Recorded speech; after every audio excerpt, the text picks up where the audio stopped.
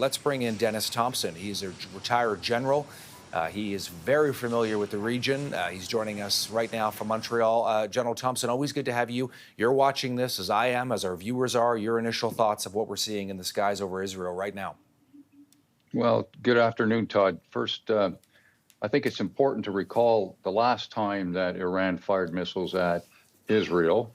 The numbers were over 300. They included 130 drones, a number of cruise missiles, but more importantly, 110 ballistic missiles.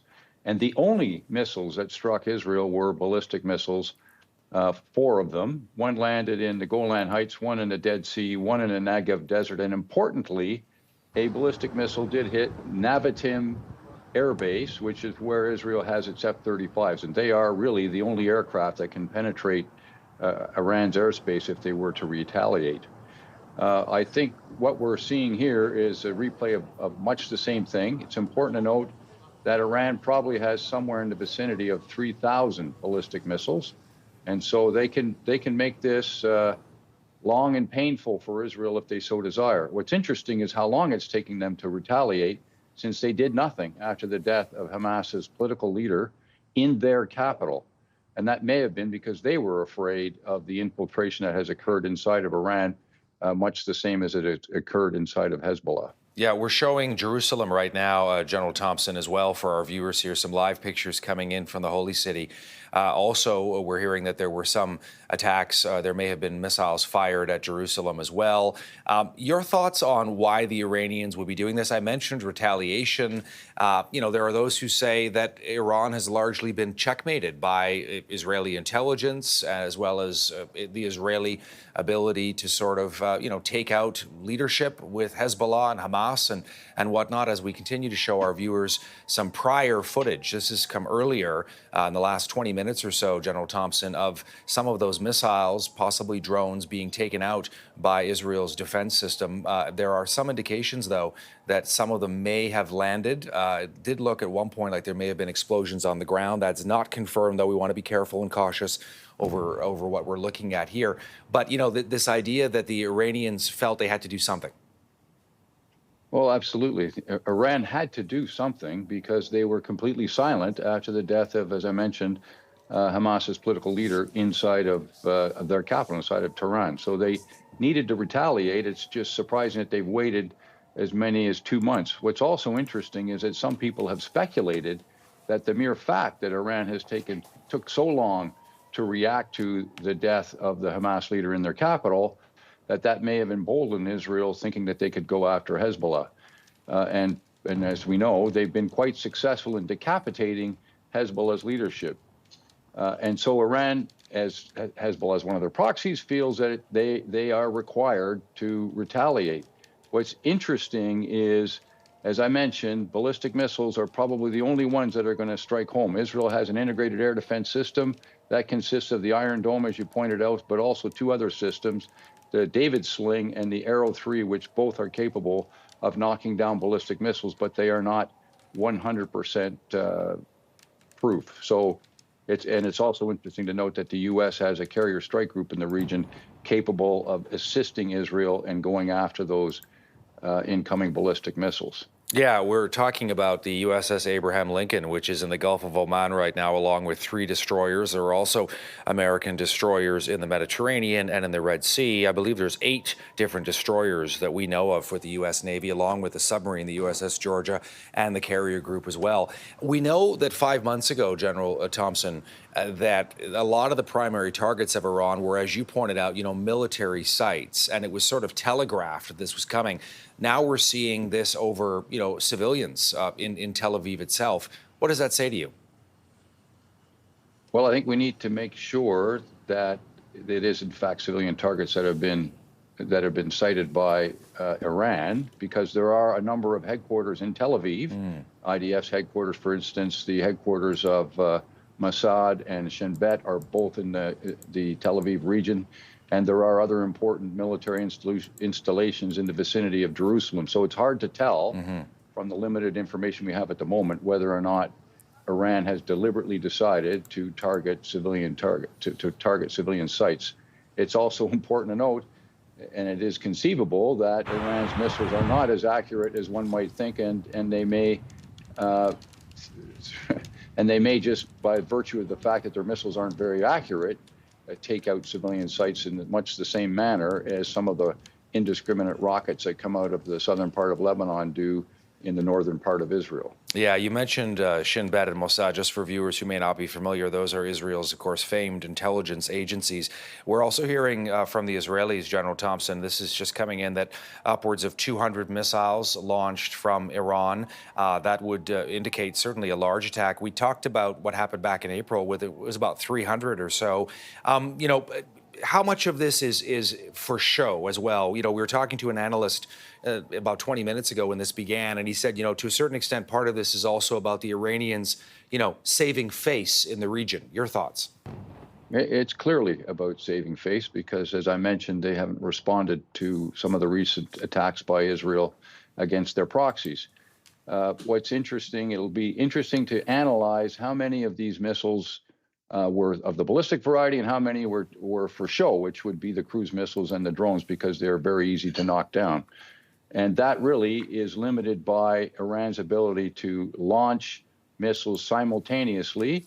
And the reason that they can be picked up is because they have to be taken out of their hiding spots, which makes them visible to satellite coverage. And in the case of many of the long-range rockets, they're liquid fueled. So it takes 20 or 30 minutes to spin up a liquid fuel rocket before you can actually launch it, which gives ample warning, as we've seen here, to people with capabilities like the U.S. and Israel to determine that something's coming their way. So I think this may be for show, because I don't think that Iran wants to plunge itself into a regional war. But if they cause civilian casualties, all bets are off. Mm-hmm.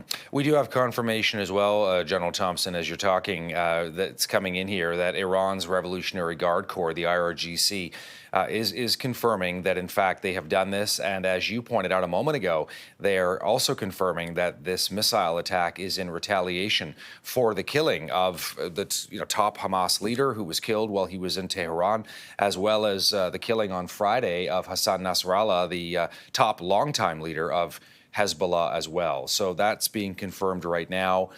We also know that there was some sort of an attack within the Jaffa neighborhood of Tel Aviv a little bit earlier. We're now getting confirmation that 4 people were killed in that attack, which the Israelis are saying was likely a terrorist shooting.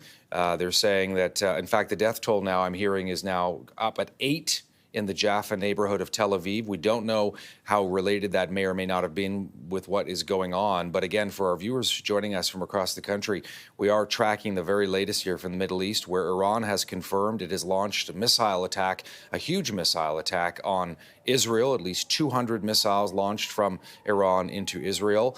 Many, if not most, of them have been deflected, destroyed in the air by Israel's air defense systems. So they have numerous of them, including the Iron Dome, probably the most famous. But General Thompson was telling us about David Sling and others that are helping, as well as the Israeli Air Force, General Thompson.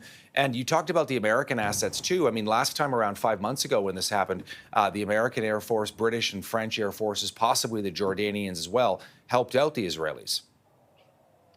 They did indeed. And I believe that probably would have happened this time. We won't know for another couple of hours or perhaps another couple of days exactly what the participation was of the United States and other allies in the region. But with the amount of warning that they've had, it wouldn't surprise me if there was a similar level of cooperation between the Israeli Air Force, the U.S., Brits, French, and others who are concerned about escalation. And escalation, it will certainly occur if there are civilian casualties. With respect to Jaffa, of course, it is an Arab part of the Tel Aviv, the larger city of Tel Aviv. And so it's quite likely the place where an attack that you described might happen. I think at the end here, what we're seeing is this is going to continue to be a generational fight, and it's only going to increase the mutual animosity between Israel and its neighbors.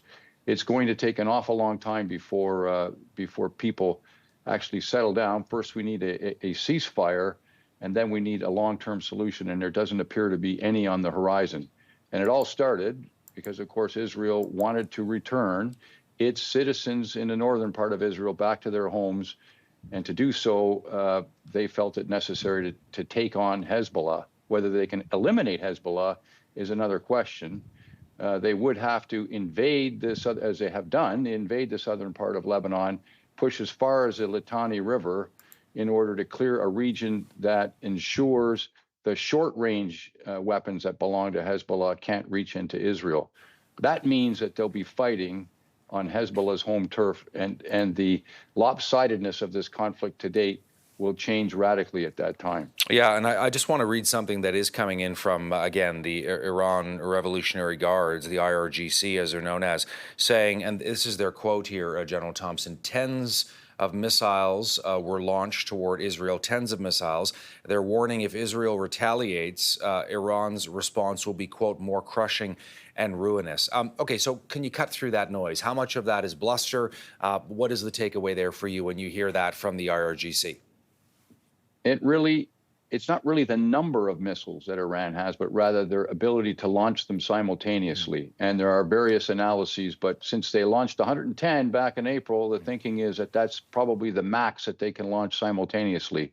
If we have got that wrong, because of course those, as I already mentioned, of those 110, only 4 got through. If we've got that wrong, then that means that they'll be able to make this even more risky for Israel. And the danger here, and not to harp on the same point over and over, it's not damage done to a military site, but rather civilian casualties to the Israeli population that would spiral this conflict even further. And it would be particularly difficult for Israel to strike Iran because it is at least 1,500 kilometers to any targets of note inside of Iran.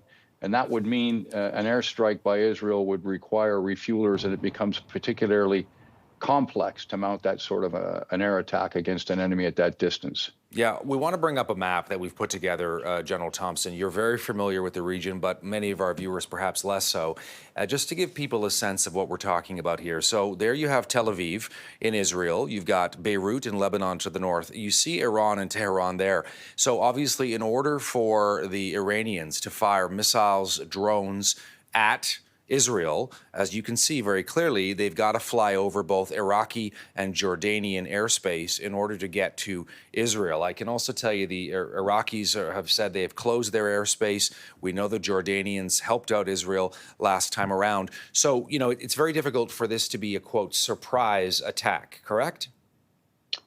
Absolutely. And in addition to that, so for those low-flying type missiles and cruise missiles and drones, if you will, they're flying in the airspace of Iraq and Jordan. But for a ballistic missile, the name says it all. It's going ballistic. It'll be 100 kilometers above ground level. And so it'll be at an altitude such that you could really consider it your airspace, but it's certainly going to be visible to all those assets that watch space and that watch these launch sites.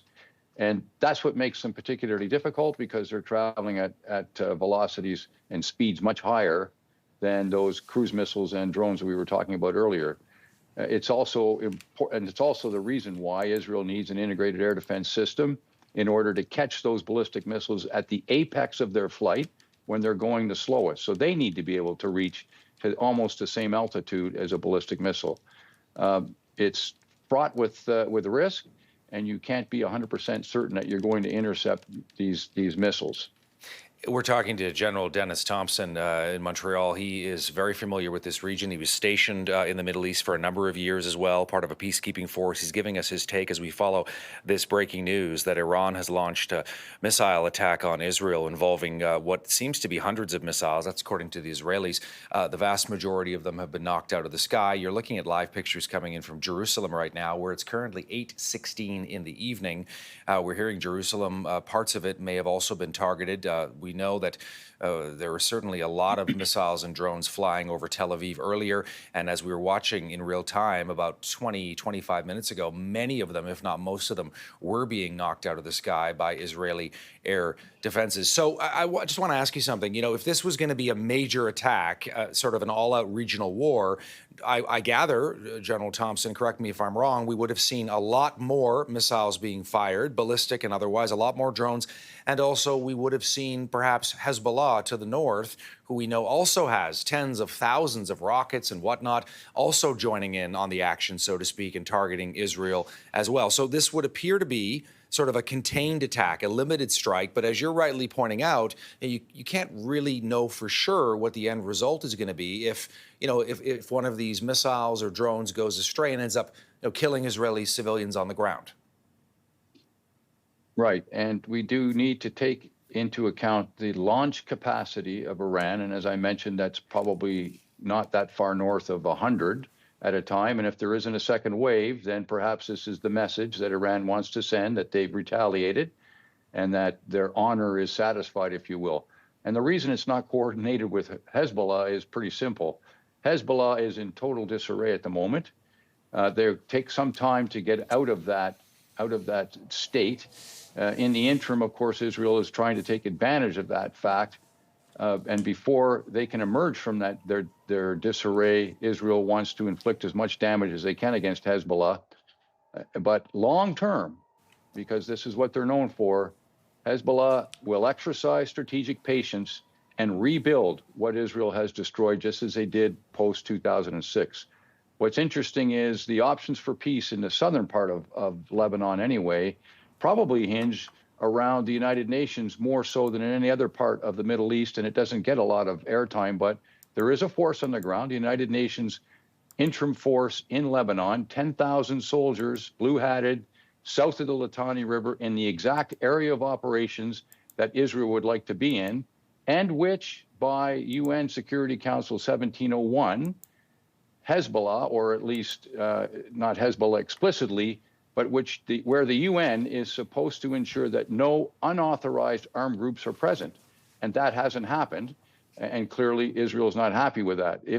If that area can be made Hezbollah free, if you will, and the UN made effective inside that area of operations, there is a chance for peace, at least or at least a ceasefire of some consequence on the northern part of Israel, southern part of Lebanon. Yeah, we have been showing footage from the attack, and we'll continue to show some of that, General Thompson, as you and I are talking, just for our viewers to show them what things looked like in the skies over Tel Aviv earlier within the last 20, 25 minutes or so, half an hour. It does appear, and again, we want to be careful and cautious, that this attack is now over. We're not seeing any indications of more missiles being fired, but imagine how terrifying this would have been over the skies of Tel Aviv earlier as these rockets started incoming. And as you can see, many of them, most of them, it appears, were taken out before they were able to land by Israel's, very, very sophisticated air defense system. I mean, they're not new at this, as you know, General Thompson. They know, how to defend themselves. What about the American reaction here? We talked about U.S. naval assets in the region. The Americans have sent more troops in recent months as well. If you're watching this from Washington, and we know Joe Biden has convened his cabinet as well, his Vice President Kamala Harris is there as well. Your thoughts on the viewpoint from Washington over this? Well, doubtless you're hoping that this is just what we think we are seeing. In other words, a harmful but very direct and short-term message from Iran to Israel that, okay, you executed two people of importance to us, two people that belong to our proxies, and we've retaliated and it's over. And I think that's what the U.S. would like to see. But again, it really depends on what the extent of the damage is caused by this Iranian strike. And there's not a lot, as I mentioned. I mean, Israel is very strong in their immediate vicinity. They can hit Gaza at will. They can strike southern Lebanon and even all of Lebanon at will. They can go into Syria and Iraq. But Iran is, as I mentioned, at least 1,500 kilometers before you get to any targets of interest inside of Iran. So for them to respond to an Iranian attack, if it carries on, it would be exceedingly difficult. General Thompson, thank you so much for taking the time and giving us your extended views on what we're following, what we're tracking, what's happening right now in the Middle East. Much appreciated, of course, as always, tapping into your knowledge. Thank you for having me, Todd. Yeah, Denis Thompson in Montreal, a retired Canadian general with a lot of experience in that part of the world.